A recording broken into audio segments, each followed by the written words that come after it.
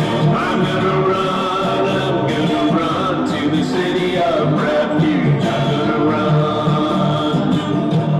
I'm gonna run to the city of refuge. I'm gonna run. Hello and welcome to Christian Perspectives, the ministry of Portage United Methodist Church. Our facilitator, as always, is Pastor Tom Countryman, pastor of Portage United Methodist. One of the things that people talk about is, I guess you'd call it ultimate destination. There's somebody I know that you were talking to that says that he believes that everybody eventually winds up in heaven. What's your reaction to that? Let's start out with the part of that appeals to us. We want to believe that no matter what we do ever, no matter what, no matter how we act, no matter how rebellious we are, that God will always love us and that God will always take us back. No consequences, huh?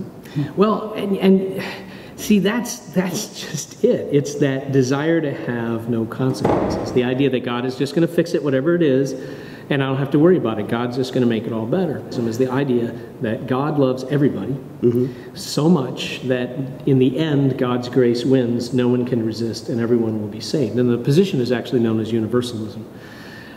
I don't buy it myself, and I'll tell you why. Because I believe in free will, and I could tell that you were already kind of anticipating that reality. I believe in free will. Free will means this: choice must have consequence for it to be real choice. And to put it in kind of a short way, if choices have to have consequences, ultimate choices have to have ultimate consequences. Well, didn't Jesus talk more about hell than he did about heaven? Why else would he have done that? He talked a lot about hell, because if it's not possible to leave, if it's not possible to walk away, if it's not possible to say no to God, then there is no freedom at all. And we're just stuck being whatever God intends us to be. We're just puppets in God's great play.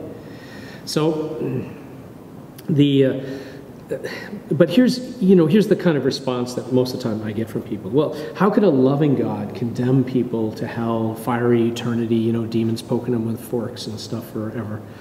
And I actually agree with that, because I think that's a kind of completely ridiculous notion of hell. I understand that always when we try to imagine what the worst possible situation is like, we always picture it as these sort of tormented ways. So you have, the frequent images of the fiery hell, the pit, the fiery pits, because in deserts, the worst is heat.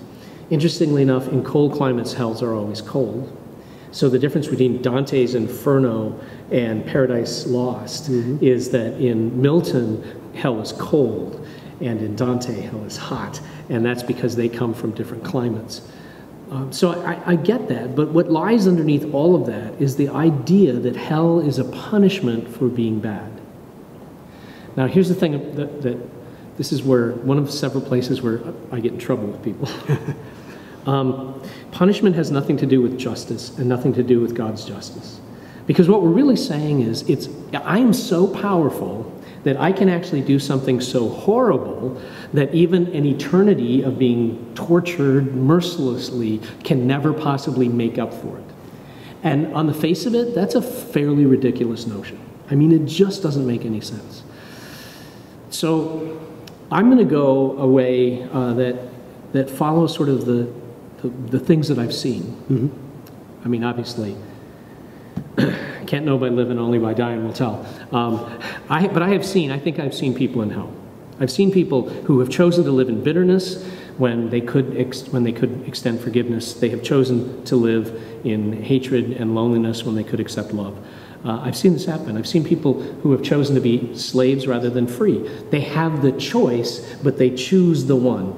And always it seems to come down to this. So I love the way C.S. Lewis put it. He said this. He said, in the end, there are two kinds of people: those who say to God, "Thy will be done," and those who say, "My will be done." There could be no hell without that choice, and there would be no one in hell without that choosing. Now, that's close to being verbatim, but trust me, it's not exactly what he said. So if you go look it up, you'll probably find I didn't quite get it perfect. Please forgive me. That's what paraphrasing is for. That's right. So anyway, what that means is that I believe that, yes, there's a hell.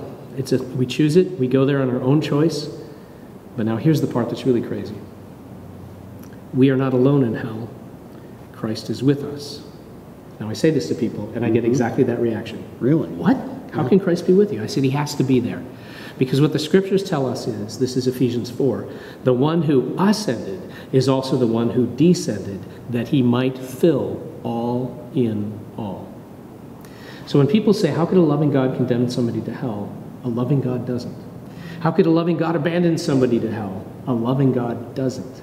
But a loving God, even in hell, with someone who's in hell, eternally offering them, no, really, just say yes to my love, will never force them to say yes.